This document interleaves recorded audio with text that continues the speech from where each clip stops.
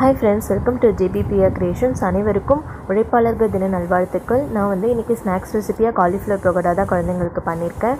அதுதான் உங்களுக்கு காட்ட போகிறேன். ஒரு மினிமம் சைஸு காலிஃப்ளவர் எடுத்துக்கிட்டு அதை குட்டி குட்டியாக கட் பண்ணி எடுத்துக்கிட்டேன். நான் கட் பண்ணிவிட்டு நல்ல தண்ணியில் முதல்ல நல்லா வாஷ் பண்ணி எடுத்துக்கிட்டு அதுக்கப்புறமா ஒரு சொம்பு தண்ணியை வந்து நல்லா கொதிக்க வச்சு அதில் வந்து 1/2 டீஸ்பூன் மஞ்சள்தூள், கொஞ்சமாக கல்லுப்பு போட்டு அது கொதிச்சோடனே கட் பண்ணி வச்சுருக்க காலிஃப்ளவரை எடுத்து அதில் போட்டு நல்லா ஒரு 5 மினிட்ஸ் கொதிக்க வைக்கிறேன். அதுக்கப்புறமா அதை எடுத்து வடிகட்டி வச்சுக்கலாம். அதுக்கப்புறம் அதுக்கு தேவையான மசாலா பார்த்திங்கன்னா, ஒரு கிண்ணத்தில் வந்து 1/2 ஸ்பூன் வந்து மஞ்சள்தூள் போட்டுக்கிறேன்.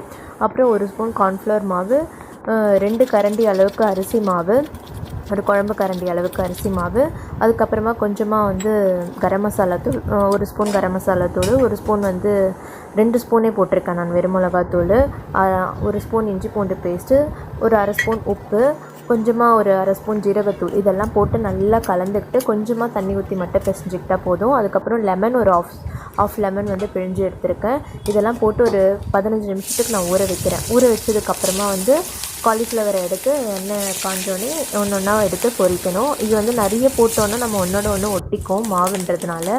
ஸோ அதனால் நம்ம கொஞ்சம் ஒரு 6 7 போட்டு பொரித்து எடுக்கலாம். நம்ம கூட கருவேப்பிலை போட்டிங்கன்னா நல்லா அதோட எசன்ஸும் இறங்கி சூப்பராக உங்களுக்கு டேஸ்ட்டாக இருக்கும் காலிஃப்ளவர் பக்கோடா.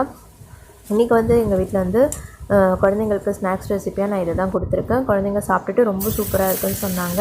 நீங்களும் உங்கள் வீட்டு குழந்தைங்களுக்கு செஞ்சு கொடுங்க. காலிஃப்ளவரில் அதிகப்படியான சத்து இருக்குது. இந்த வெயில் காலத்துக்கும் குழந்தைங்களுக்கு ரொம்ப நல்லாவே சூட்டபிள் ஆகும் இந்த ஸ்நாக்ஸ் ரெசிப்பியாக. குழந்தைங்கன்னு இல்லை, பெரியவங்களுக்கும் நீங்கள் கொடுக்கலாம். ரொம்ப காரம் வேணுன்றவங்க வந்து கூட எக்ஸ்ட்ராவாக பெப்பர் கூட சேர்த்துக்கலாம்.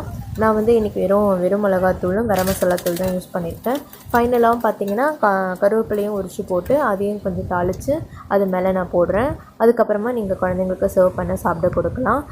நீங்களும் செஞ்சு பாருங்கள் ஃப்ரெண்ட்ஸ். என்னோடய சேனல் லைக் பண்ணுங்கள், ஷேர் பண்ணுங்கள், சப்ஸ்கிரைப் பண்ணுங்கள். தேங்க்யூ ஃபார் வாட்சிங் மை சேனல் ஃப்ரெண்ட்ஸ்.